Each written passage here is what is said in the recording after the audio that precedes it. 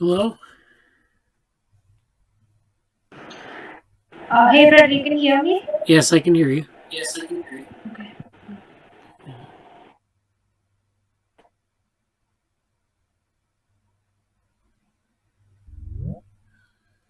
Hello, Jesse. Morning. All right. All right. I don't know if other people are going to come in, but I guess we'll start and then they can join us. So, welcome to the meeting today. I guess everyone is getting into their fall terms or their fall activities. And so, hopefully, you can watch this on YouTube if you can't attend the meeting. And we're going to have some interesting things today. I'm going to talk a little bit about the allostasis machines idea. And Jesse's got a bunch of things he wants to talk about. And then we'll talk about the feedback loops project. And we'll just kind of go over it again. I was talking with Jesse about it yesterday. So we'll do that discussion and we'll see where that takes us. So open the meeting. If Ashk or Jesse have any news they want to bring up or any points they want to bring up that are kind of general interest.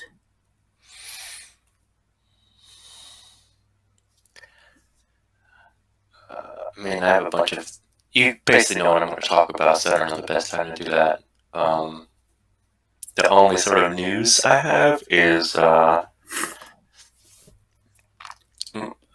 after next week, I'll be going back. I'll be returning to full strength because I'm still sort of on. This is the last few days of my vacation, or basically right this week. And there's a few things that I've been looking at down the road, like there's Super Neuromatch, there's a few other things that I mentioned in the events channel. And there's one thing that there are sort of like two things that I found out about. One of them that I'm going to talk about very soon was I believe it's called I totally forgot what it's called actually.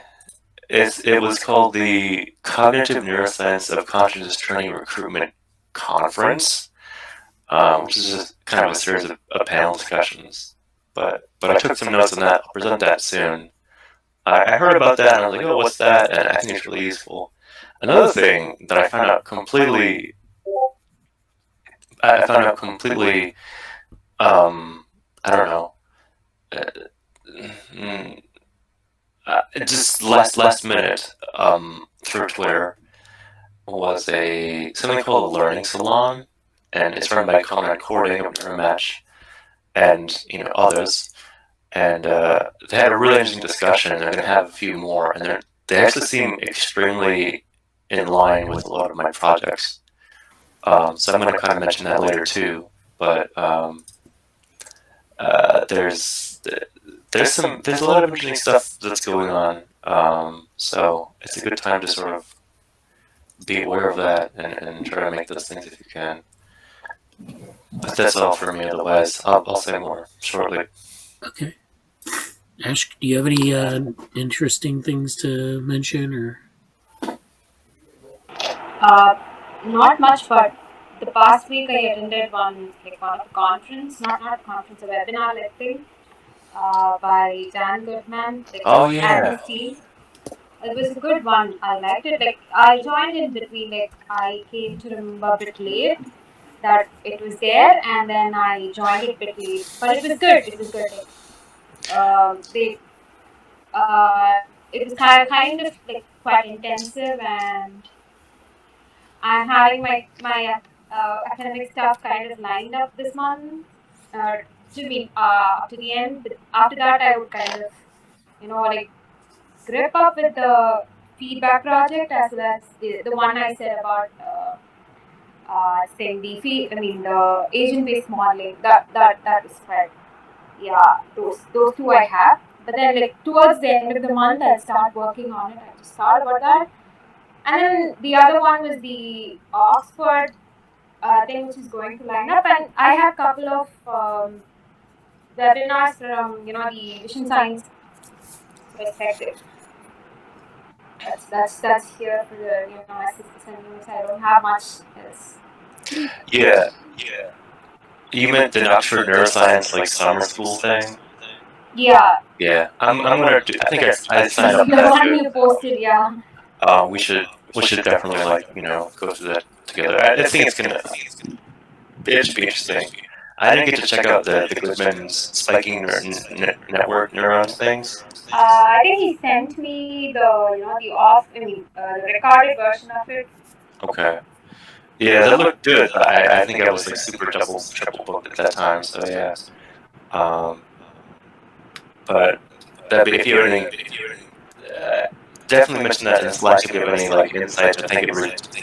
Oh, this would hack that. So yeah, that's good. How's your preparations coming for your exams? Yeah, it's quite. I'm kind of seeing my vocab right now. I have around 20 days. Yeah. Well, Yep. good luck. Yeah. Thank you. I'm kind of like trying to not have to do them, but I think I pretty much have to do them because a lot of the programs are open without them this year, but a lot of them aren't. So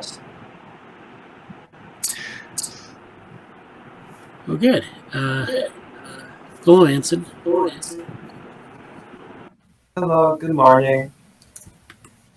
What do you have any news or anything to share? How's your week been? My classes seem interesting. The AI course talks about a lot of content that seems relevant for the lab.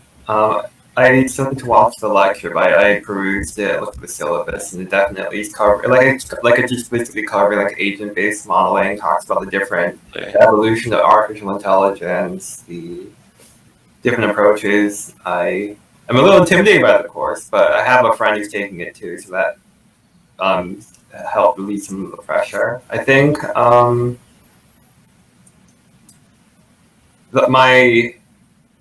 I generally feel like this semester can be very like technical for me, programming oriented, just beefing up my technical skill. I'm not sure if I update here. I decided that I'm going to postpone grad school and focus on getting a job in the industry for a while for personal reasons and one rank. So no GRE for me for a while. But there's stuff that I think a lot of the things from the conscious recruitment trainee thing will very much. I think it'll be interesting to go over that. I really wanted to mention that, particularly for you and everybody else here, because we're all in the same boat. And it's sort of like there's a lot of things that you can do to become better at important skills that aren't. I really think it's going to be an extremely difficult year. I personally believe it's going to be a remarkably insane and sort of fool's errand to be applying to graduate school this year. That's my hot take, and I'm not being negative. I'm still going to do it, but I think it's just if you can, I think it's a very good year to be focusing on just develop skills. And there's specific stuff I learned from the conference that will really tailor it towards some of my mind and my attitude about that.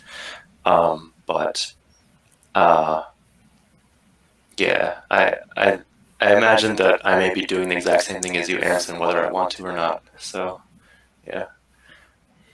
Yeah, there was actually a discussion in Twitter, I guess, or with Jesse was involved in it on, is it better to wait a couple years to go to grad school, or is it better to go to grad school right out of undergrad? And people had different takes on that. But I mean, in my experience, I took a couple years off before I went to grad school, and a lot of times that helps. Like you learn how to sort of work outside of sort of the undergraduate world, and you get some experience and things as well. Sometimes if you get a job in a doing something that you might end up doing in grad school, you end up establishing some work habits and that's kind of like the idea behind post-bac training as well, is to get some to sort of get into that world of higher pressure research and things like that. So what they find is that people who take some time off or come from like a job tend to do a little bit better in terms of like discipline and like uh, getting things done in grad school. But that's not, I mean, some people are, you know, all ready to go right out of undergrad. But I think it does help. It gives you a little bit of perspective too, is to like, do I really want to do this?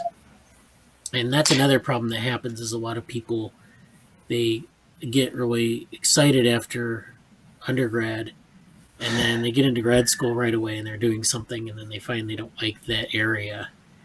So then they end up having to switch programs or something, and it takes time and but I mean it's just, I mean, it's up to the individual, but sometimes it does help to like do some work in industry for a couple of years and then come back. And but that's, I mean, that's just pretty much it's a personal thing. It's not like I don't think it's necessarily true in all cases. Yeah. I might interweave this with some of my comments for the panel discussion, but I actually, earlier this week, I had a huge, it wasn't huge in length, but like huge in importance, I guess, conversation. I was asking Bradley about this because I've been in this lab for basically a year now, and I feel way totally different than I did a year ago along those lines. So I'll say more about that in line with the presentation that I'll make. So yeah, I don't know if I have any news for myself. I may bring it up later, but why don't we switch to Jesse? Why don't you launch into your different? I think you have like 3 different talks. And I would just re-encourage for Anson or anyone, if there's something that like comes up in coursework or something that you're working on and you want to incorporate into the lab. Like Bradley and I talked about, even like I don't have a hat, my lab manager hat on, like the Neuromatch hat. My lab manager hat would say, there's room in the lab to have like some regular skills focused just discussion on a specific skill or an application of a skill. So it comes up in a study, we might take, hey, let's take 10 minutes and 15 minutes to go over this specific thing, ask questions or whatever. That's very much, I think it's a great thing for everybody in the lab and in the community. And for people who are watching who aren't really here, because they still reach out and kind of mention, hey, this is good, so on. So just putting that out there again. As far as my presentation, I only have 1 formal presentation and 2 semi-formal presentations, so get ready for that. I will share my screen, and I'm going to share my entire screen if that works. Okay, this will be over here and here. So, this is it. This is the Cognitive Neuroscience of Cognitive Training Recruitment Conference. It sounds very formal, really, but basically what actually happened is inspired by a blog post, and then a bunch of PIs just decided to have some panels and talk about applying to graduate school and what it's like right now. And I was like, wow, this is, I was like, I don't know if I really want to do consciousness, because there was originally it was like hashtag consciousness recruitment weekend or something, and I'm like, or trainee 2020, and I'm like, okay, but it's really worth it, and I recommend check out the recordings. I really recommend everybody, honestly, looking at them. I think because the PIs did like their own videos about like their labs or their experience, and then I think the discussions were also recorded too. And I will eventually, I think I'm going to make a small GitHub repo that just houses all of that, because I don't think they have like a formal website yet, honestly. So yeah, it was discussion with consciousness-oriented PIs on graduate application and early career research, which really applies to all of us, even if we don't want to study consciousness directly. Yeah, well, let's start here. The inception was this Hakwan Lao's blog at this here, and there was this post that I don't know if you can see my cursor, but how to not apply to PhD programs. Like, it was a really, like, no BS, hey, this is going to suck, and not a lot of people actually want to do this, but here are ways you can do it, kind of thing. It was very much real talk, so to say.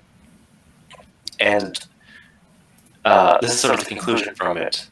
And then the PS on the bottom, I'd note, since writing this, my lab has decided to do something to help prospective grad applicants find suitable labs to work on consciousness in the US. Follow me on Twitter. Something announced in a few weeks. So a few weeks later, Consciousness Training Recruitment Conference. There we go. This is where it comes from. If you want, you can follow these links or just look at In Consciousness We Trust and Hakwan Lao.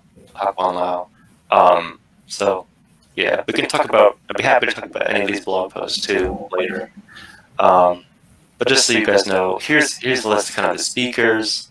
I got to see most of day 2 and day 3, and I really enjoyed the content there.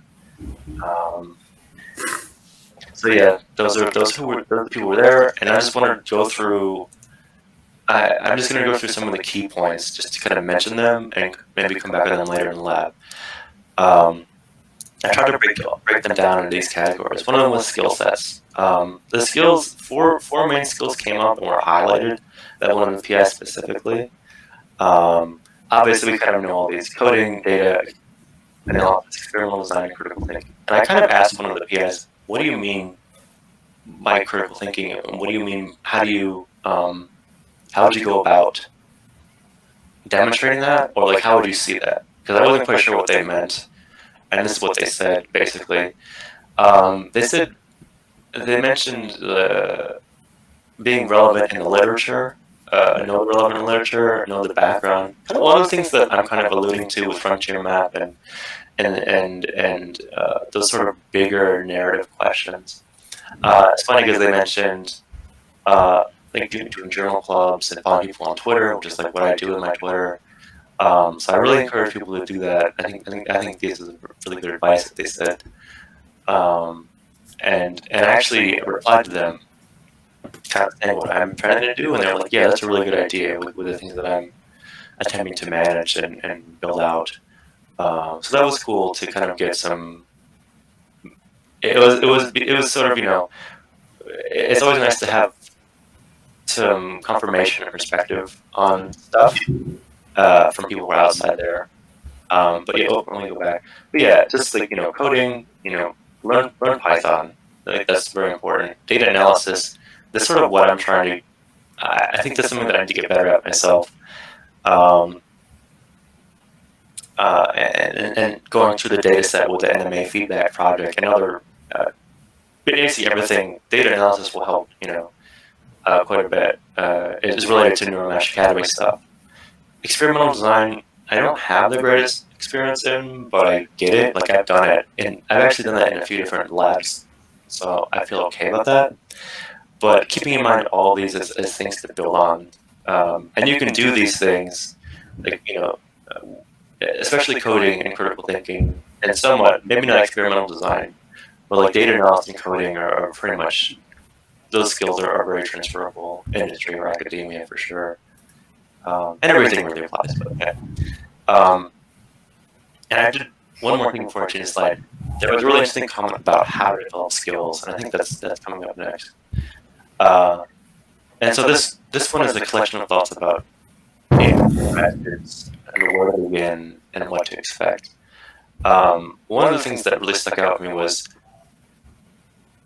I forget where this originally came up, but it might have come up in Neuromatch Academy. But basically, looking at existing data sets is going to be very important for the immediate future, especially because of the pandemic. Like everybody's going to be having to look at their old data sets and look at new ways to deal with them, and new ways to kind of not necessarily rehash things, but being familiar with how to navigate data sets and maybe being creative in how to do that, or bringing new questions to things, which really applies to this really lends into discussion about the learning salon and the content recording things I'll mention later too. So keep that in mind for later. Another thing that was really emphasized and pretty much agreed upon by the group of people at one of the panels was focus more on data than theory early in your career. What they mean by that is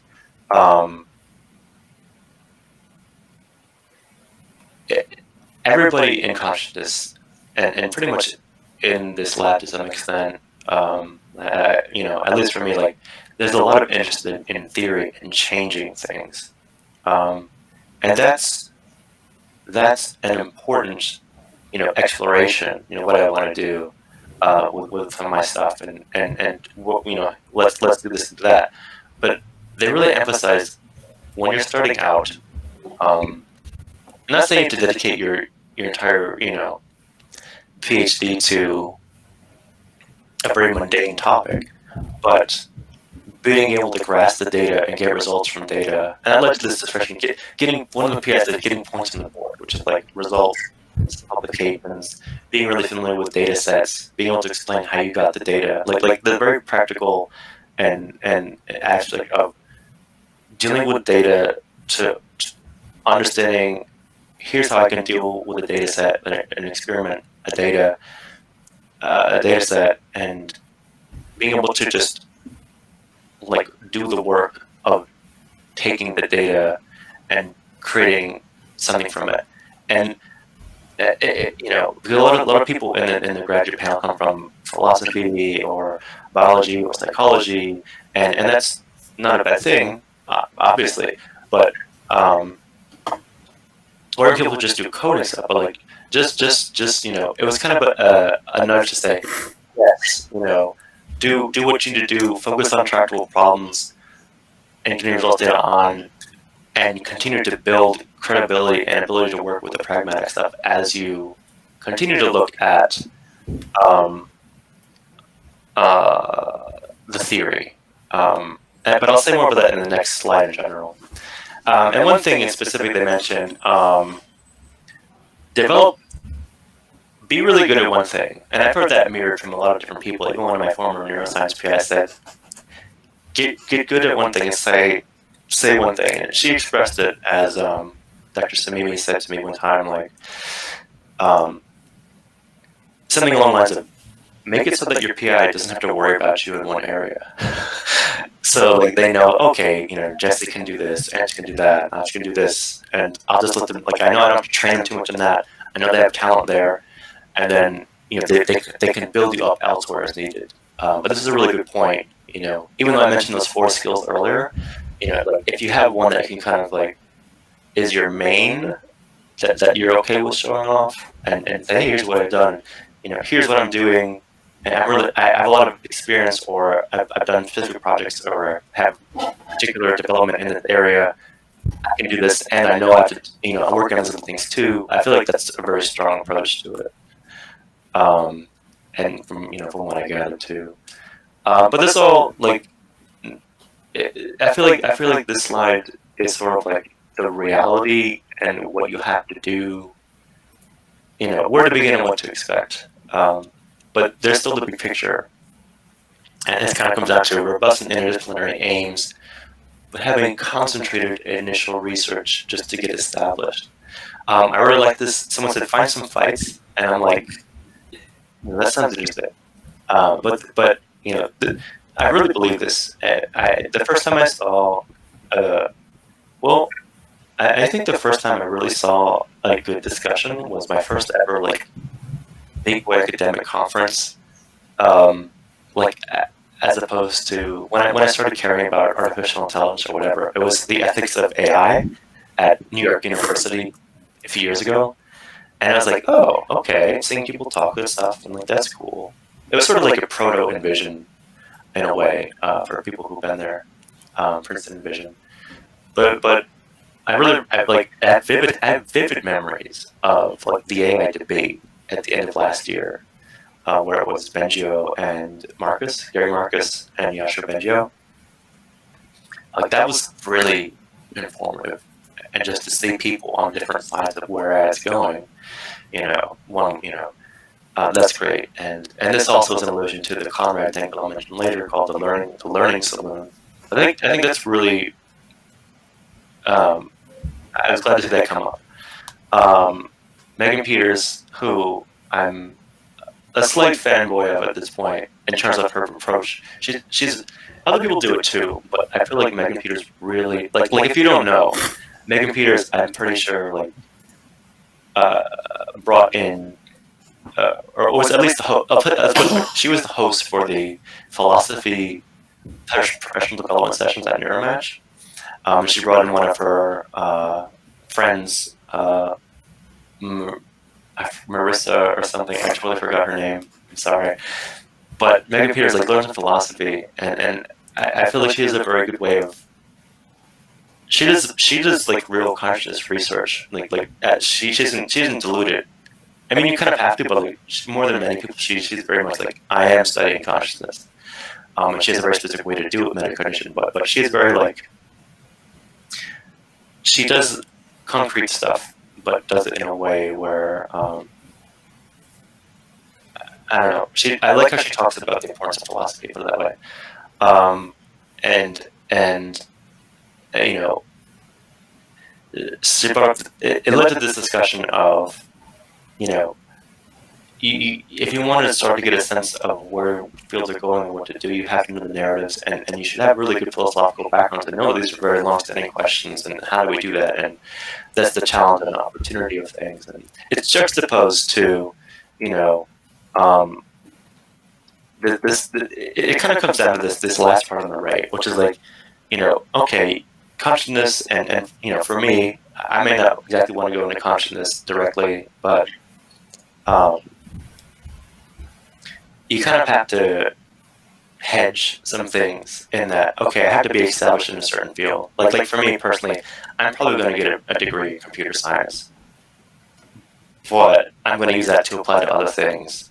And there's a really important discussion at the end of the panel about get established in certain fields, even if they're not consciousness or whatever you want to do, this interdisciplinary, get established in a field. And it's very good because, especially for consciousness or other sort of newer frontier areas, it's good for the field to have credibility in those areas, come back and look at what they're doing and say, hey, this checks out in this line of thought, in this discipline, and the built-in rigor and cross-validation. And being able to develop a skill set, again, Megan Peters was she did her PhD in multisensory integration. It was perception oriented, and it was about multisensory integration, and it wasn't quote unquote consciousness. And it's sort of understanding that that's a very legitimate path forward, because you can develop skill sets about something, and then eventually when you get later on, doing other research, you can turn those skills towards the topic of your interest. And that's actually very good for, and in this case, it's the field of consciousness. But I think it's really, really important in a lot of areas that we talk about in this lab too. So just that in mind, I think is a very useful perspective. And this is just some other fun tweets that I mentioned. Hakwon Lau said at the end of his grad blog post something about the correlation between media prominence and actual science quality is often strangely negative, which is funny because I just the other day saw something from Stafford Beer talking about cybernetics, and he, their Stafford, old Stafford in 1994, he's talking about Heinz von Forster, who's, just because we mentioned cybernetics recently in the lab and it's kind of an ongoing theme, Heinz's first theorem was kind of a funny thing that he said, which is about the more profound the subject you know, the greater your chance of fame and success. And Stafford was oh yeah, Heinz was joking to me about his first theorem. And I'm not discouraging anybody, obviously, from pursuing these questions, but it's just sort of there's a certain balance between having to get some kind of success as an academic, and as somebody who's attempting to do stuff and get money and get funded and whatever, to do that, to do what you want to do. And there's a lot of talks about that. And a lot of this could lead to a discussion about, okay, well, alternate approaches to this and getting outside of that system and variations on how to do that. But we can talk about that later. And I said, yeah, I might not be going into consciousness, but this really applies to things that I'm interested in. So, yeah. And it hopefully some of this is useful. If you have to talk about any of this at any point for people who are applying to graduate school, I think that's my last slide for this. Yeah, it is. Okay. So that's pretty much the overview of that. If people have any specific questions now about that. Yeah, why don't we? I don't know if anyone has any comments to make.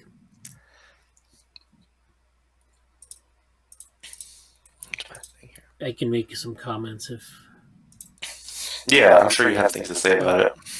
Well, no, I was actually going to say I think that's good advice. Definitely like in terms of having you have your interdisciplinary sort of agenda, and then you have like skills that you develop that are sort of transferable in case your agenda doesn't work out, or in case there are other opportunities, to do things like say a methodology or like a more traditional area that you're based in, and then I think experimental methods are always good. Those are always useful in a broad range of disciplines. Statistical methods, of course, becoming like an expert in some statistical method is always indispensable. Apparently machine learning now, if you know a lot about machine learning, you can become very useful to people. So it helps, it helps you fit in sort of somewhere in the university, or, it gives you something maybe for funding when, because interdisciplinary work, and I'm sure this is true of consciousness, but other areas as well. Yeah. It's very hard to find good funding opportunities. So I'm just speaking from my own experience. Yeah, that came up at the panel too, like Yeah. how they kind of managed to finagle some things to get it. Yeah, and it's always like the funding agencies always say they're interested, but when it comes down to it, they really don't move very far from the disciplinary areas. I guess I don't really know why that is. People have debated a lot about that, and it's like including the people who sometimes sit on the panel. So it's kind of weird how that works. Yeah, that was a really interesting side discussion at the learning salon that I might mention later too. But yeah, I think this is very good advice. And what else? Did I have a question? Oh, about the new ways of addressing old data sets. So that's of course, especially in the other group that I run, DevoWorm. We the whole thing is based a large part of it is based on getting access to data, secondary data sets, and then bringing them together or otherwise working with them. So that's actually a pretty good skill to have.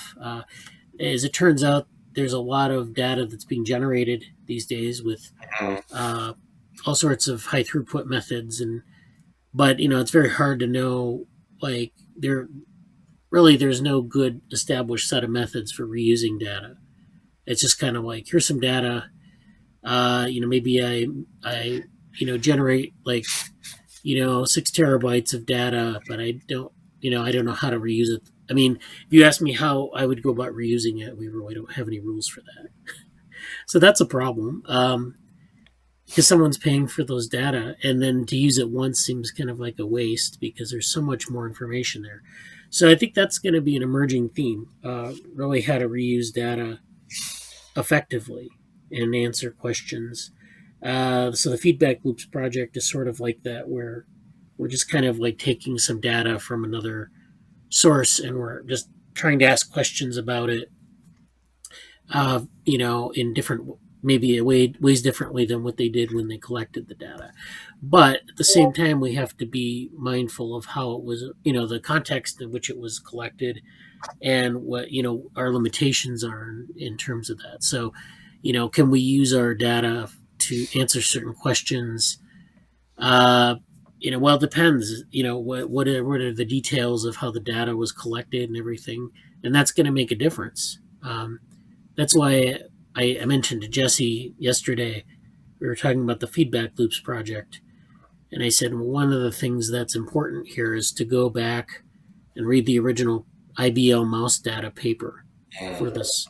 And so I know Jesse said he was interested in that. So that's one of the things I think I would recommend for, like, if you in any case where you want to reuse data, is to go back to the original source and figure out how they collected it, and then also look at the data and figure out what you have. And that's like the first step.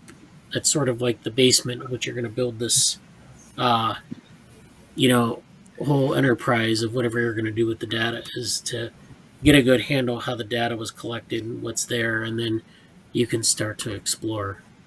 So, I mean, I think that's going to be a skill that it's not really taught very extensively now, because it's kind of a new enterprise. But I think that's going to be in the next maybe decade, especially now with the pandemic. It's accelerated, but I think there's like a definite opportunity to specialize in, like, how to use secondary data and how to use it effectively. Maybe more importantly. Yeah, that's something I'm going to be looking at more, because I definitely don't feel like entirely comfortable with that yet. But it's really interesting. It's so weird, because some of the things I may say may sound slightly not contradictory, but everything that I said in this presentation is sort of like what anybody in the real world is going to have to deal with right now. And some of the things in my following presentation are going to be about what's to come. There's slightly different takes on it. So yeah, there's a lot of talk. Yeah, there's a lot of overlapping talk. So if there's no other questions, I'll move on to some other things, I guess. Anson, you have a question? Or? Oh, I just wanted to say, I did read the IBL paper for my NeuroMath project, my group, when we tried to apply PCA towards it. But yeah, I don't think I had the best grasp on it. Just to say that if you guys are going to discuss it more in the future, just want to mention that. Yeah, I think, well, maybe we'll just talk about the NeuroMatch slow pod now, because just get it out of the way. I don't have a fancy presentation about it, but here's the this is it in Orthogonal Lab Complexity Feedback, or GitHub repo. I'm going to be making a new, like, a project log. I think I'll do it after this meeting, basically. But that's going to be kind of step one, is to go over that paper, and maybe we could talk about it with Anson. I don't know. I know I want to start doing something with it, but I know, sort of like, for me and Ash, it may not be like our immediate. We've also got other stuff to do for a little bit, and that's totally fine. But it's kind of laying out, okay, here's like, start sort of paving the road that we're going to be driving down, if you will, or laying the railroad tracks. I don't know why I'm using all these infrastructure terms right now, but I think step one is going to be reviewing the paper, and because I haven't looked at it in some time, and I was looking at some of the Python notebooks with Bradley yesterday, and getting things set up and going over what the variables were, which are all here. Like, this is all, we all have this data available, or these resources available. So I feel like I think what I'm going to be doing is I will, after today, I will make sort of a project log repo, because the README is really good, and that's, thank you, Bradley, for setting up all this stuff. But I think I'm going to make a project log and say, okay, we're going to go over the paper. We're looking at these ideas here. Here are the variables that kind of come out and being able to look at as, these are going to be interesting to see what they do, and just sort of getting getting our feet wet again into the realm of that. And I feel like, honestly, like knowing the IBL data set, being able to say, yeah, I know the IBL data set and I'm familiar with it and I work with it, I think that's like a great thing for everybody in this lab, or, to be like, it's a pretty, it's a serious data set. So say you have experience with that, and I think will be a lot of good will come from that. So maybe even taking the next few weeks of the project, or it's sort of like we're at week 0 or like week -1, as far as I'm concerned. Like, it's not. I don't think next week we're all going to be, hey, we're going to do this, but in sort of this preliminary prologue, going over the paper, going over the data set, and just getting into that, I think it's going to be kind of the next step for things. And then having discussions about that, and reintegrating that with the actual design, the layers of complexity, levels. That's kind of how I'm seeing it, and I encourage people to, I started having a bit, but I encourage people to post their own updates on GitHub too. Once after they've set up the project log thing, or we'll be using. I don't know if is there a project board for this? Yeah, we have a project board too. So actually, I'm going to update this one. I should just put this here now, because why not?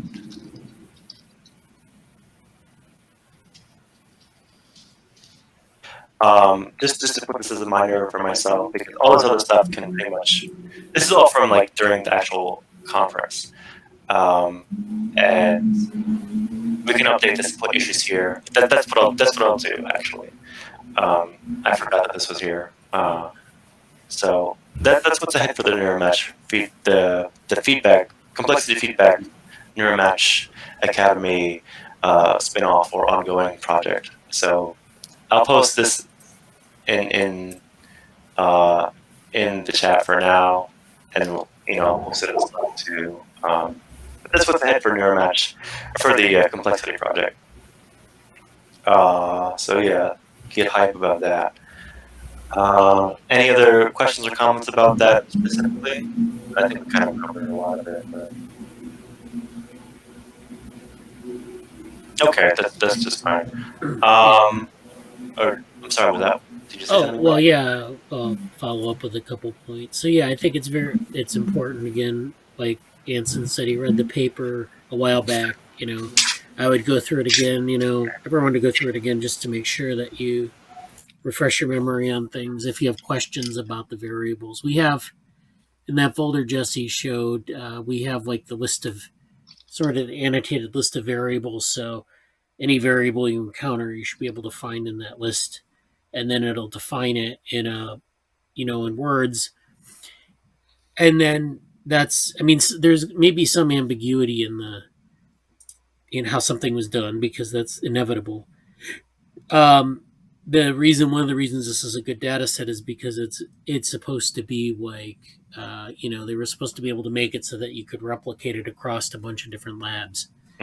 So the variables by necessity have to be pretty standard. You can't have a lot of slop in the definition.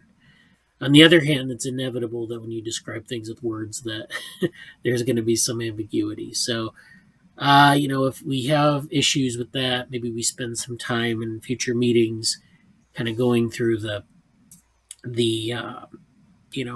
what something maybe means, or how things can be related and what that means. Like if you have two variables you think is an interesting relationship, we can discuss why that is if it's not clear from the descriptions. You'll see what I mean when you get into the data. So, yeah, I think that's good. And then this board is, yes, this was from the academy, during the academy, and then you can recycle the board. Okay. Yeah, I think I might. I'm gonna do a little bit of work on structuring some of the things here, and also just in the repo itself. So I think that'll be a personal thing, like for next week, setting up some of the things in the repo is sort of on my, that'll be my specific thing to do. Yeah, so let me note this down. Outside of this, I know kind of taking maybe a little more time than expected. Well, this shouldn't take too long. Outside of this, one of the themes that I'm working on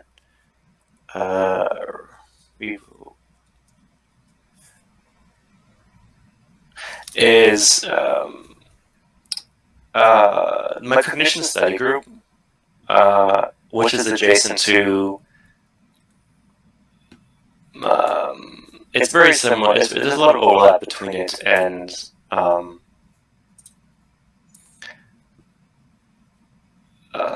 I guess I'll do it here. Like, if you guys aren't aware, there's a channel for it now too. Like, it used to just be called Cognition, but we made a Cognition study group. And there's some updates here.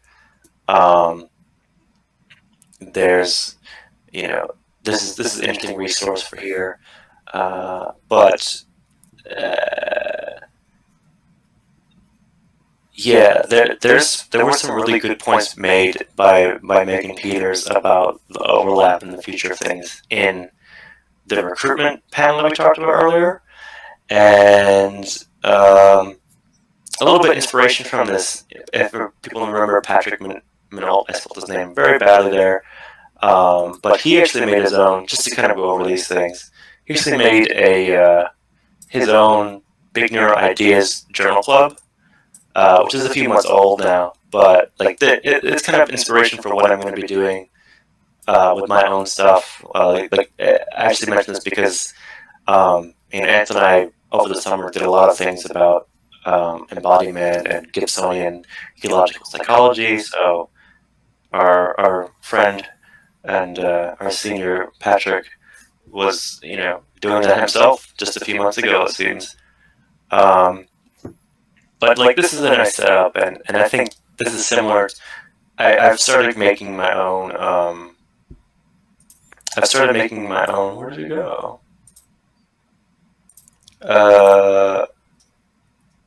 Study. I made my own repo for it here, which I'm just calling Cog Study for now. But it'll be kind of fleshed out similar to Patrick's. But this is kind of the aim for it right now. Of it's sort of a weekly journal club that's more focused on the scope and history trajectory of cognitive science and new horizons. I'd like to throw in some coding projects there too, honestly, but I don't, journal clubs for the general public, and a lot of people continue to reach out about me about it, honestly. So I feel like, all right, I got to get this up and going, because my vacation's coming to an end, and I want to be doing stuff. This is going to be kind of a theme for me for the rest of the year, I anticipate. Just have a weekly meeting outside of this lab, but there'll obviously overlap for sure. So yeah, Anson and I have been involved in a bunch of groups like this, so I'm kind of familiar with ways to organize them, and even seeing Patrick was some inspiration for that end too. So that component is in the works, and I wanted, quote unquote, briefly. You can't see my hands, but I'm doing the air quotes. I'm going to try to. I'm trying to go through these things quickly, but yeah, I was gifted yesterday because on Twitter I saw this thing called Learning Salon, and you can read the description here, hopefully. They're both the same, but just it's a place where we explore the contentions and bright bridges between biological and artificial learning, and it's supposed to be a forum. Like if you don't know, like Conrad and other people do something called Worldwide Neuro, which is just a big, an ongoing discussion of people come and talk about their work or whatever. And you see that above here, but the Learning Salon, I think it's going to be a regular program, or it looks like a weekly discussion about this topic in specific, which is really cool. What they did, I don't think I have the paper.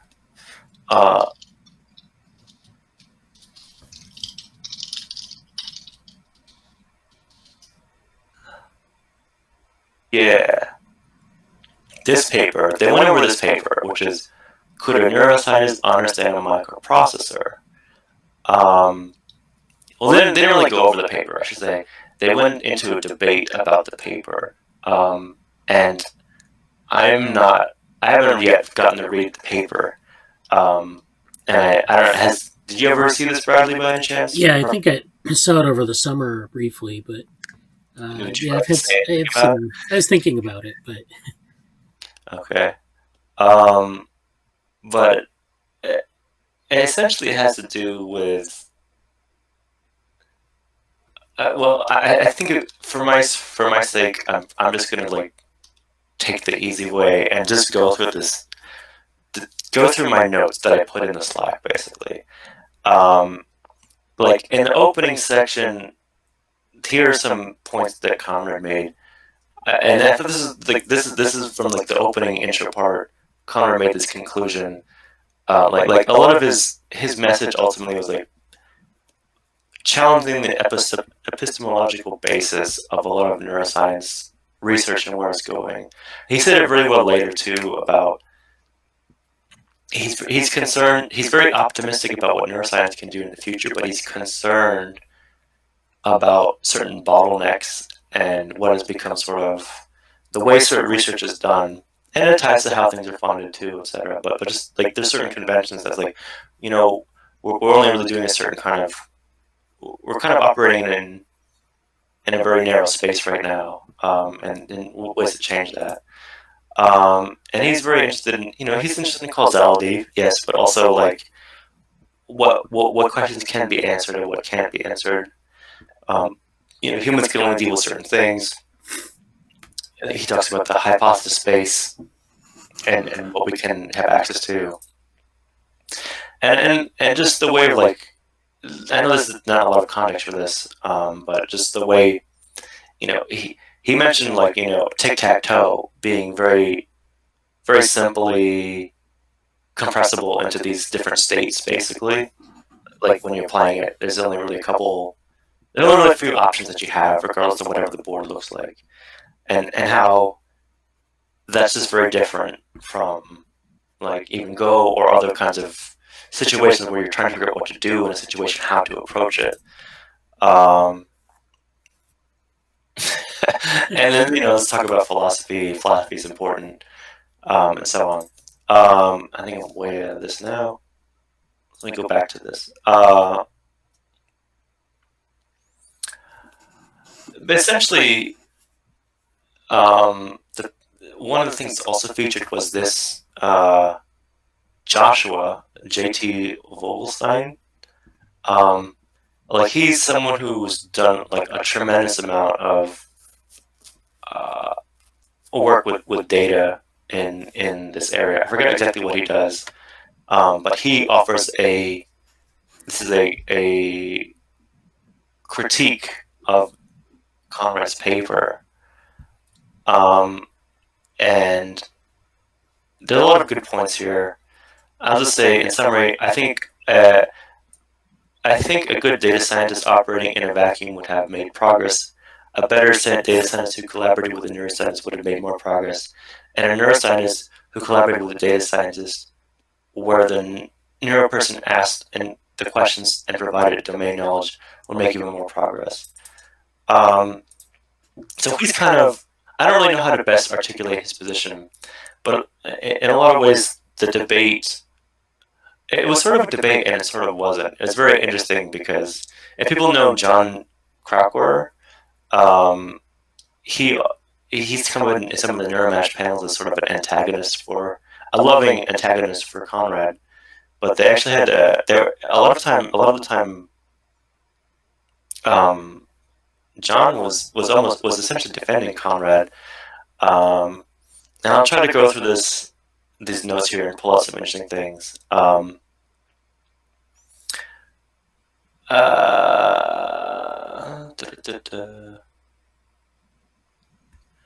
I'll skip this stuff. This is like, I would encourage people I really encourage people to watch it. I don't quite know where it's going to be hosted, but it really applies to a lot of things.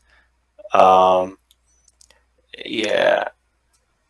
One of the most interesting things that Josh pointed out was like he suggested the question: is neuroscience limited more by data, not having enough data, or limited by theory?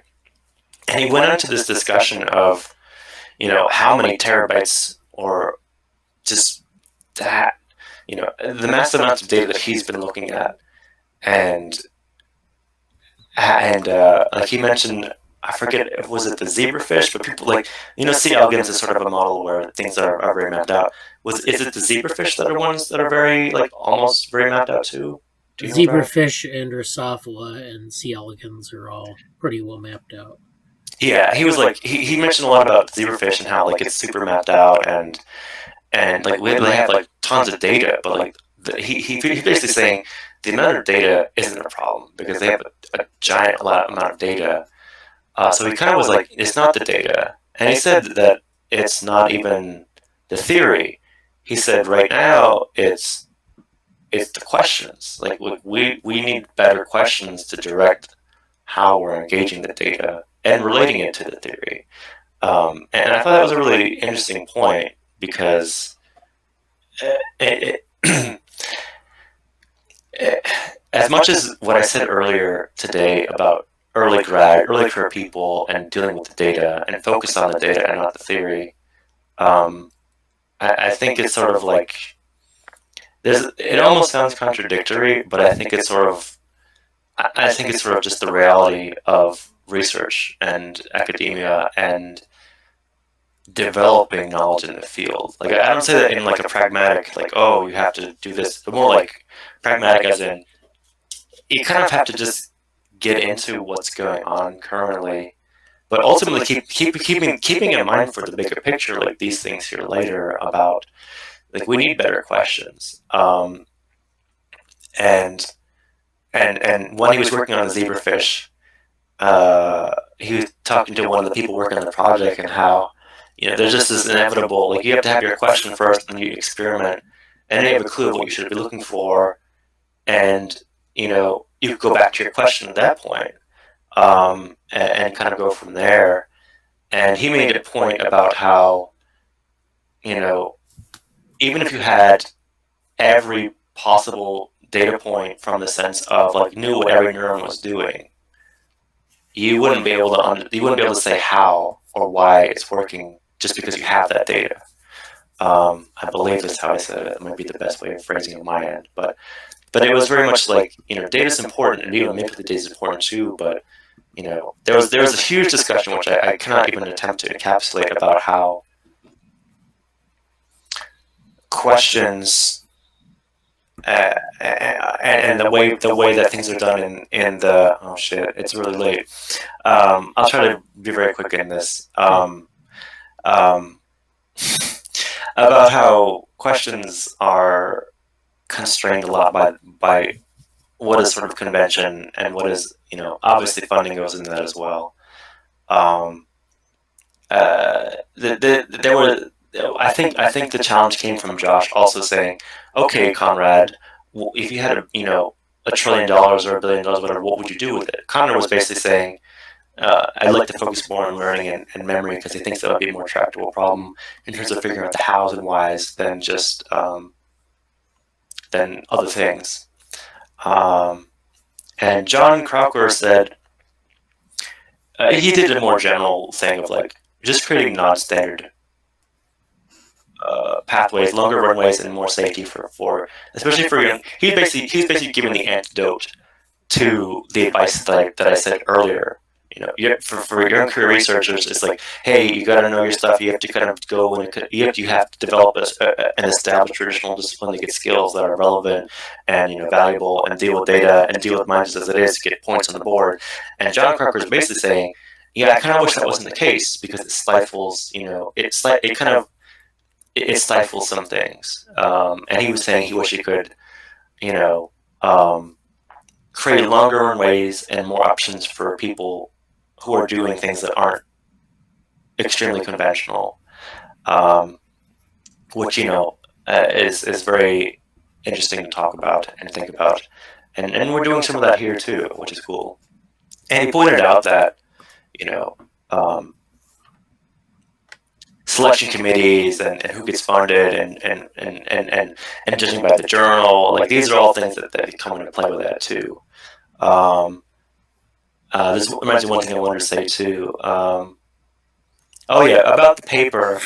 One more thing about John. He defended Croner by saying, you know, a lot of the people who are criticizing the paper about the microprocessor were kind of at level 1 and level 2 of Mars levels analysis and saying, oh, this, you know, this will work. Whereas Conrad is saying at level 3, it's like, yeah, at level 3, it's kind of hard to make inferences about level 1 and 2 from here. And I was like, I think that's very interesting to keep in mind when you're thinking about when you post a paper, and even like the introduction to the paper, according to Conrad, was saying, we made the introduction to this paper to this paper. We made the introduction to this paper, you know, to kind of combat or to address the moment where big data was in an extremely hyped out period.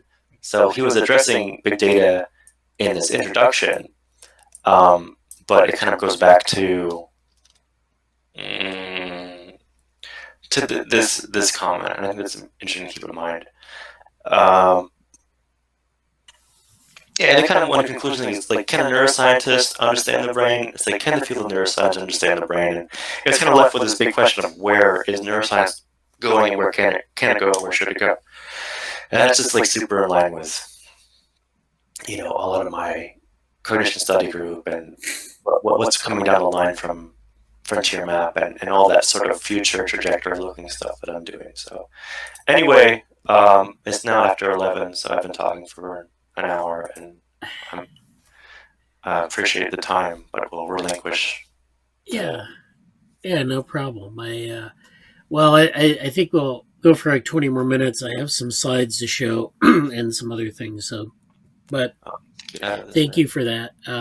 And this is something that we have in the Slack channel. So I saw Jesse was busy yesterday. Kind of got notifications that we were getting. He was posting a lot of stuff, and so I'm glad he went through it, because it was like very. Sometimes it's like we get all the stuff in the channel and then we don't like kind of dissect it. So that's good. Yeah, I'm really curious for the Learning Saloon, because I might reach out to Conrad directly, because it's just very in line with some of my stuff, and you know, I don't think I'm gonna be. I'll just be watching it like everybody else, but it's just very impromptu, like, oh, this is happening, so I just scribble down my notes, and yeah. Sorry it wasn't the most coherent presentation, but I'll build upon it later, probably. It's fine. So if we have any questions about that, we can actually, we can answer them in Slack or next week or whatever. I wanted to go over a couple things. Let's see, we have one thing in the chat. Oh, this is the link to the board that Jesse made for the project. It's in the chat. Now let me share my screen, and I want to go over a couple things so you can see my screen. All right. So this is the critical periods in development Discord that I've been talking about for the last couple weeks. There's still activity. So this was a prior lab meeting. We've got a couple new members here. We've got some. I made some comments on a paper that was shared on the evolution of critical periods, how to model the evolution and development of critical periods. It's if you go up to the top of the channel, there are a couple of papers here. These 3 papers at the top of the channel. I don't know how to pin things in Discord, but if you go through the channel, you'll find some of these papers. This is the paper here, Modeling the Evolution of Sensitive Periods. So I made some commentary on that paper. That's just my opinion, and if you want to read through that paper and give your opinion, you're welcome to put it in the channel. I also, upon reading that paper, I pulled up a couple of papers from the bibliography of that paper that were interesting, so I put them here as copies. So this is there are a couple of interesting papers that came out of that paper. One is Bayesian models of development. So that's a nice paper if you're interested in Bayesian methods. Another is modeling developmental systems. So they're doing this through dynamic optimization. Another paper on susceptibility to environment. So there's that's a different approach. I think that's more empirical. Then there's a review on the neuroplasticity of development and learning, and I think that one is by Greeno, who was a famous neuroscientist who focused on brain plasticity in mice and rats, and looking specifically at synaptogenesis, which is the formation of synapses in response to learning and also in the critical period of development.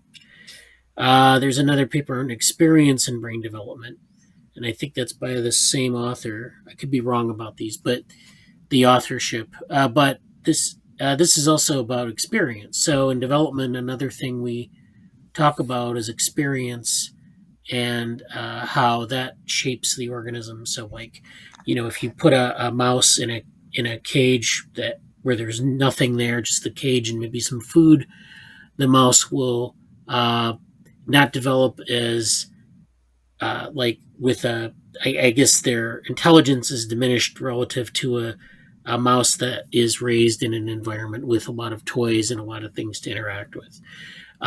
This is due to acquiring information, especially during the critical period. And so they've done experiments like that. And there are a lot of things in development that involve like experience with the environment, and not only that, but also with hormonal responses to those things.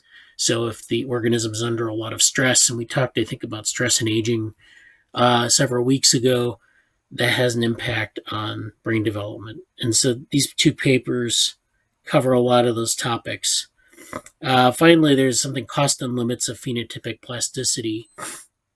So one of the things about development is this idea of phenotypic plasticity, but phenotypic plasticity is some people think of it as a trait, and so as a trait it has cost and limits. So there are costs to having to being plastic, and there are also limits to being plastic, and those vary across species, and there are ecological reasons for that. A lot of people have explored this, what these trade-offs are, and so that's another topic.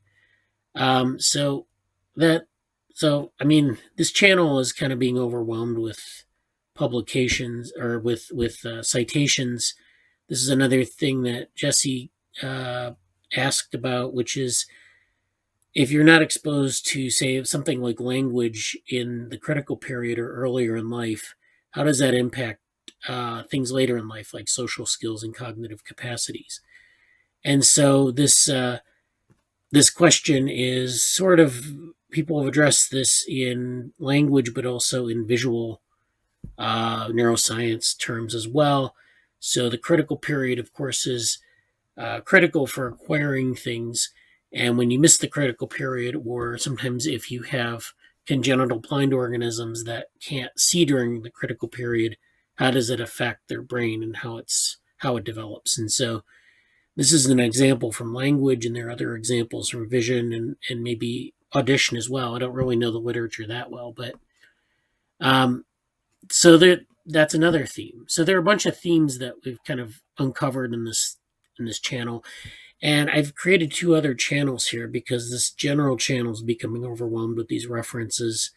One is bibliography, and another is tangential discussions. And so if you're in this Discord channel or in the Discord group, you can use one of these two channels to put more specific information about those things in here.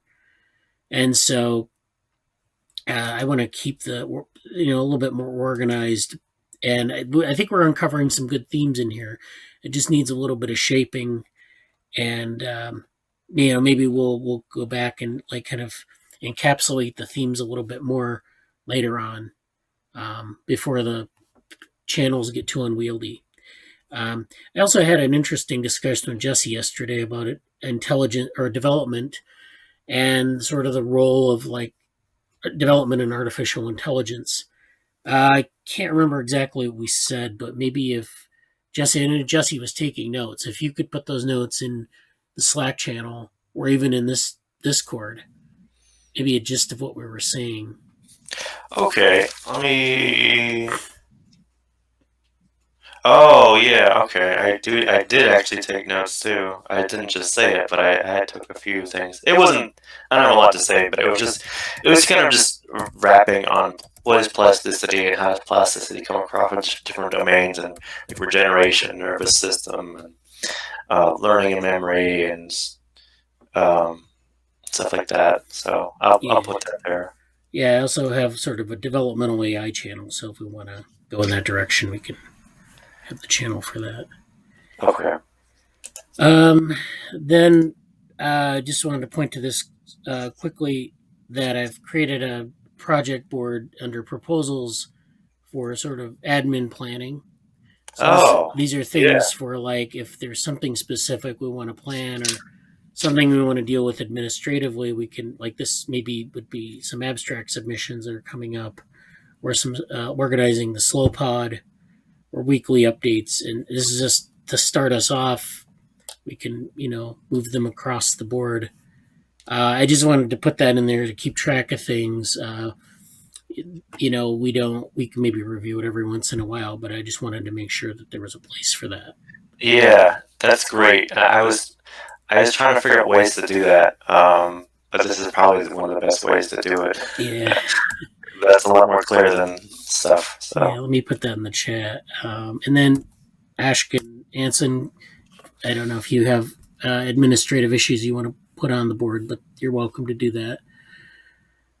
So that's and that's independent of all other boards, I guess. But I guess that's the best way to do it. I don't know. Just have to remember which board is where. I guess is the problem there. yeah, I think if there's anything to the Notion page that I put out, it's like just putting all the boards in one spot. I think that's a helpful thing. Yeah, that helps people understand kind of what's going on too. But yeah. Yeah. The Notion page. If you could, I don't know if you want to share it with other people besides myself, but if you want to share it with Ashkin and Anson, and or I could give a share link in the email. Yeah, I'm still kind of figuring out how to do that part of it, but I'll keep that in mind. Okay. Yeah. So good.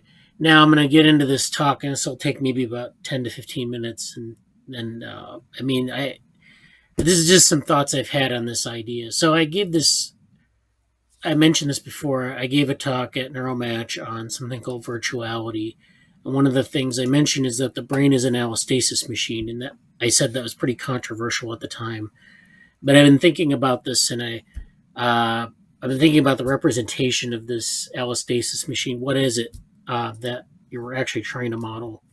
And I know Anson knows what allostasis is, and we've talked about it, and Jesse probably does. Ash maybe not is familiar, but I'll try to go through. I'm not going to really get into the definitions of allostasis, but so allostasis is this thing. So homeostasis is where you have a internal state and it's regulated and it stays stable because if you give it some sort of forcing, some sort of perturbation like a stressor or some sort of distraction.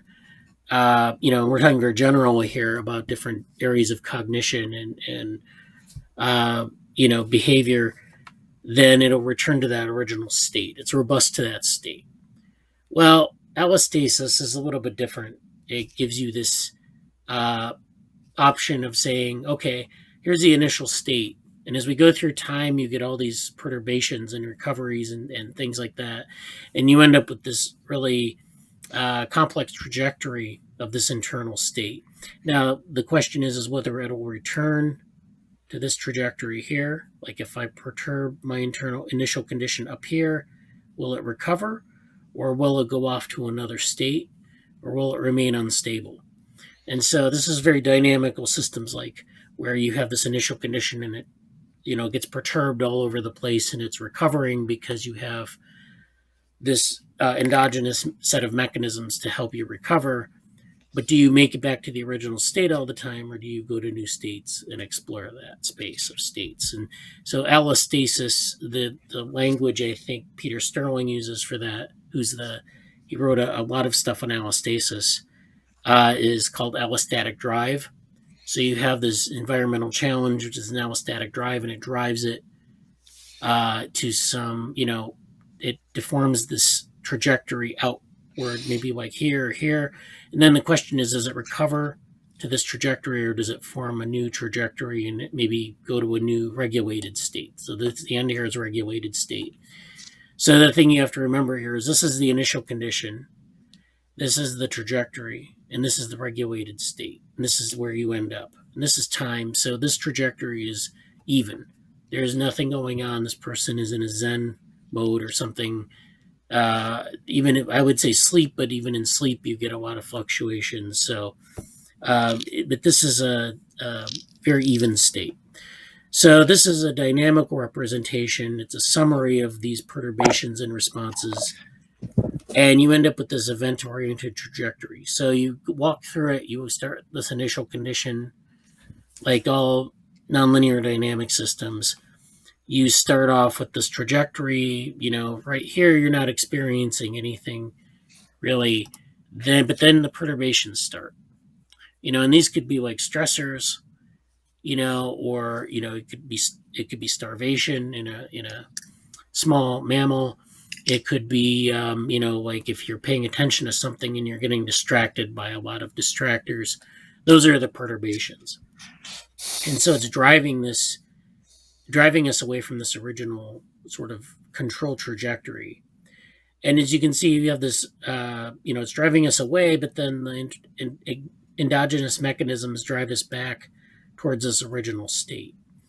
And we don't know the computations in this internal model of regulation. All we know is that, we can maybe model it as this sort of semi-step function where you get it tries to recover to this initial condition, but it's skewed off somehow from the original state. And so this, over time, this is like just the internal mechanism not quite sinking back to the original state. And then you end up with a final perturbation here, which drives it very far from equilibrium. And then you get this recovery period from this really extreme perturbation. And as you can see, it's less stable than these recoveries. So somehow this is just this, it can't really find its way, I guess is the best way to describe it. And then you end up with this regulated state that's very far from the initial condition and this control trajectory. So if everything were even-handed, no perturbations, no recoveries, you would end up here. But now your state is down here. I know this is very qualitative, but this is the idea behind what I'm trying to get at here. You have this internal mechanism, and we know that internal models, we can model it using some sort of mathematical, we know that there's an internal model, say in the cerebellum, where it regulates movement. And so that's a very specific example where you're actually matching displacements in the environment and movement and the expected movement trajectory. So if your movement is displaced somehow, like if you're walking down a path and you sort of veer off the path, you try to recover your original trajectory by making course corrections. And if your cerebellum isn't working correctly, you stumble around and you can't find the original path. So that's kind of the idea here. There are ways you can model this mathematically, this internal state, so that it has a trajectory similar to this, and we can actually deal with this in a more quantitative way. This is a good example, though, in the real world of how you might have your allostasis machine, how this trajectory might come about. So this is a roller coaster. It's a GIF of a roller coaster ride. And so you've been on a roller coaster, this is what you're seeing when you go down this path. And this is, of course, a path with a lot of twists and turns, and you're flipping upside down. And, there's a lot of stress. There are a lot of forces on the body. There's a lot of mental stress. And so these are things that are easily separable. but you can summarize it as an internal state. If you imagine, like, if I had an agent sitting in this roller coaster and it was going down this path and experiencing all the stuff, and the agent were trained, say, to just kind of go down a train track on a flat surface, but instead you're putting it in this environment. So this means that this agent is getting challenged constantly by these things, and so there are many opportunities for perturbation of internal state and partial recovery of that internal state. So the agent would try to recover that internal state somehow, but since there's so much perturbation going on here, it probably won't make it back to that original state. It'll try to approximate it, but it won't quite get there. And so you do need, in this case, the agent does need to have information about sort of the dynamical system space. And so you do need to have a dynamical system representation to characterize the state over the duration of this experience. So this roller coaster ride might be maybe 5 minutes long. You need to have a 5-minute trajectory. You can't just take a discrete measurement of the brain and say this is what's going on, like we do with fMRI or something. And you say, oh, well, there's a summary of all the stuff that's been going on for 5 minutes. We'll just give you a quick summary, and that's that. You do need a dynamical systems representation. And this also ties into direct perception. So here we have a good example of an agent with direct, it has to have direct perception to get this dynamical information. And so it needs visual information, it needs proprioceptive information, and then also motion cues, which of course Gibson talks about a lot. And this is this idea of Gibsonian information, which I think I may have mentioned in another setting, but this is a way of measuring information this is something I'm working on that is not Shannon information, but it kind of quantifies this direct perception and the viewpoints of the agents involved in direct perception and so forth. And so we might use that kind of quantitative strategy to deal with this. And so you have this trajectory of events. You have this, what they call hysteresis. So hysteresis is where you have a function that if you perturb it, it'll return to its initial state. So like if this thing, like I'm trying to find a good example. Okay, if this line here continues and then you get a perturbation and it fully recovers up to this line up here, which isn't here, but it's in a continuation of this line. If it recovers to its original position, then that's hysteretic. Like it's hysteresis. It recovers fully.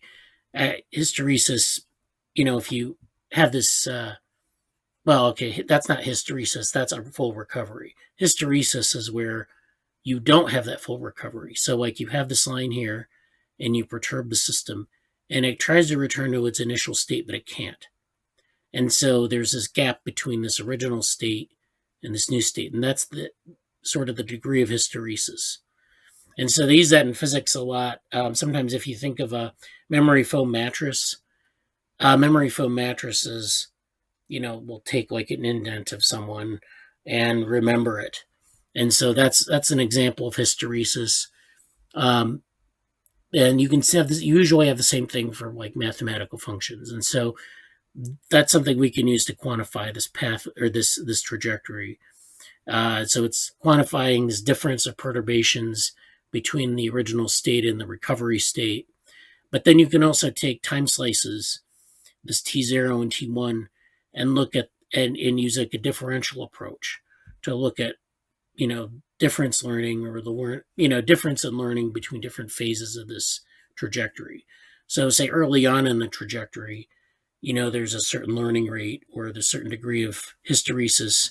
And then later on, you have a different degree of hysteresis. There's no perturbation in this example, but you have this consistent recovery from an earlier perturbation. And so you can take slices of the function and do sort of temporal differencing to extract information about learning and information about adaptation. And so this is an example of, I talk about dynamical systems without providing you with a picture. What good is that?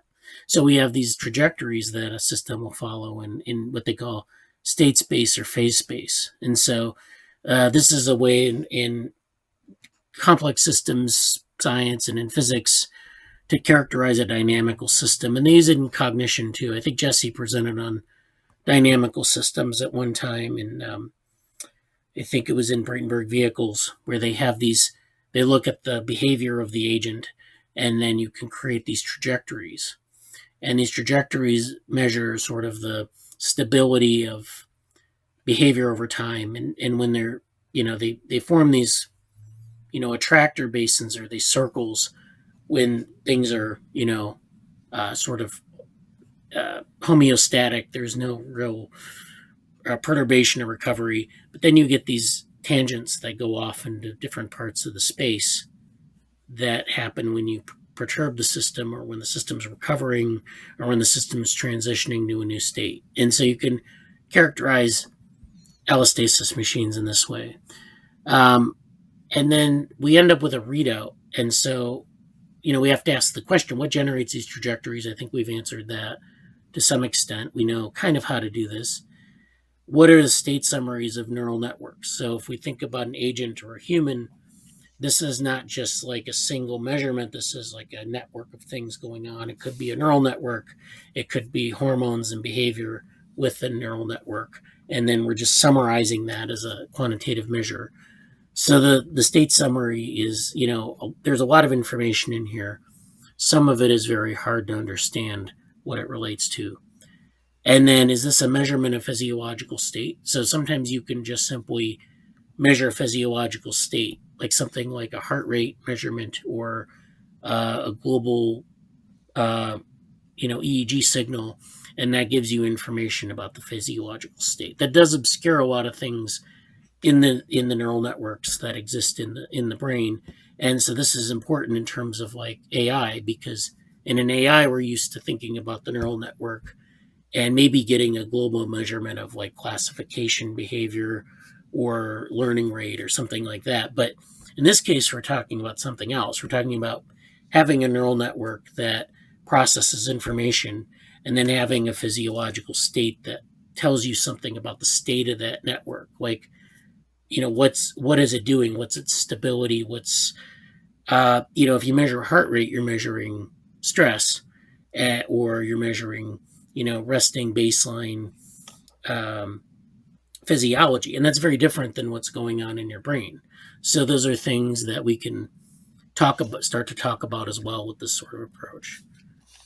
Finally, we can talk about this readout as a developmental trajectory. So now we are not just talking about this as physiology and time, say when you're riding a roller coaster, but you're talking about this as developing from some sort of embryonic state or a larval state to an adult.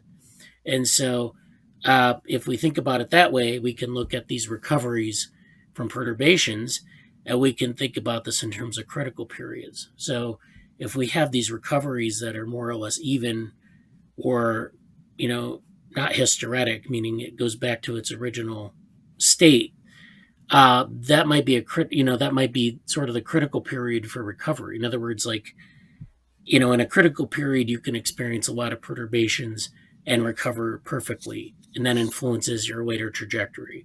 Or it could be that you don't recover well in your critical period, and then you learn enough about the perturbations during that critical period to influence your response later on. And so we can look at it that way as well. We can apply this to sort of a developmental approach, where we have things in the learning rate staggered in that way. Perturbation models, which is this idea of perturbing a state and seeing how it recovers, allows us to explore issues such as facilitated variation and evolutionary capacitance. And I have a blog post on this. I know these are terms that you probably don't know what they are, but this is a way of looking at adaptive systems, evolutionary systems, and I'll share that blog post on Twitter in the weekly thread and in the channel, in one of the Slack channels as well. You can read a little bit about that. But it's basically allows us to explore a lot of interesting ideas. And then developmental plasticity can drive this process as well. So we can play around with developmental plasticity, say in neural networks, and it can affect these kind of trajectories. So this is an example from a developmental perceptron, which I've kind of mapped out here, which is where the developmental perceptron will be a machine that has 3 layers and will start with a single cell in the A layer, and that cell will divide and the connections will be conserved, but they'll be added on as the cells divide. So we start to get more cells in the A layer, and they start to form this more complex topology than, in the single cell case. So it's giving more information to this B layer, and then it's giving something to C as an output. And then the output of the C layer then is going to vary by the number of cells in the A layer. And you can do the same thing with the B layer. You can have a developmental scheme for the B layer where you add cells and the cells divide, and it adds more information over time. And so we can move from a dense connectivity matrix to a sparse connectivity matrix and back again by doing things like cell division. We can also prune connections, and we can do things. So we can explore these, use these kind of machines to explore those kind of trajectories. And so in this scheme, layer A proliferates, meaning cells are added. Then B proliferates with more cells added, and then C remains as integrator. So what's going into C is this output that forms this trajectory. But what's underlying C is an incredibly, what starts out as a simple network, but becomes an incredibly dense network that's subject to developmental rules and variation, so that over time you get this denser network, and that actually learns things at different rates, maybe has a critical period and so forth. It depends on the rules that you program into this perceptron. But basically what you're doing is you're taking this connectivity matrix, W by J, which are all these connections, and you're creating a output function. And that's C, and that output function functions at every time step. This matrix maybe densifies or maybe gets more sparse with every time step, and that affects this output function. It's worth noting that if I perturb the system, it might prune some of these connections. It might actually force some of these connections to get denser. And so we don't really, it depends on how you implement the perceptron and the rules, but you end up with this output function coming from C that gives you this summary state of the network. So this is just a way I thought of characterizing sort of the under the hood aspect of these allostasis machines. And this is just a simple toy model. You could do this with larger networks or, however you like to implement it. So those are just some thoughts I had on the allostasis machines idea. I think all right. Let me stop sharing my screen. Okay. So that was a quick summary of that work, and I've just kind of been thinking through it, and I don't know where that's going to go, but I'm thinking keep thinking about it. And if you're interested, let me know. There's I think maybe some opportunity there to write a paper, maybe develop that a little bit more. I think the toy model approach is good because it demonstrates a lot of these ideas that are kind of far out for a lot of like the standard of the field. So like Jesse was talking about earlier about the standard of the field, how it's, you kind of have to conform to that. But sometimes if you want to introduce ideas to the field, you have to start somewhere. And this is maybe a good place to start, just by using a toy model and kind of clarifying the argument a bit. So. Yeah, that's interesting stuff. I'd be interested in following up on that for sure. Yeah, I'm also interested. My friend Blake, who studies at the Northeastern Complex Systems Institute, actually is interested in working on a toy model of some of the allostatic dimorphic role stuff that I talked about a while ago. Yeah. And I think that's significantly related, if not directly related, to what we talked about today. Yeah. Yeah, I remember we have all the drawings in that. So that's interesting. I think there's a lot there. I think allostasis is less explored than homeostasis, but yet it's kind of more interesting because you're dealing with what organisms actually do. Yeah. They don't hold a state like they might hold a state, but it's like they also transition between states, and there's a lot of that sort of variability in biology, especially. I will actually need to get back to Blake about that, and I'm actually interested in seeing if I can do a project with him about that, and maybe some simple toy model. I think that'd be interesting to have a baseline for some of my stuff, and would keep me accountable to make progress on it. And yeah, I'll probably hash it out for like the next few days and let you know about the details of how that goes. Yeah, that'd be good. Sounds good. Yeah. Ashk, is there anything you wanted to add before we go? I just I know some of the things which is being applied in my field, but I really like to look into it and get back to it. Like we have something called corneal hysteresis. Uh, so there are some not really models, but then there are some techniques in which we find it, the pressure of the eyes and stuff like that. But I'll just get back to you after reading a few things about it. But it seems really interesting. Yeah, thanks. Yeah, it's good. Check it out and let me know. Let us know.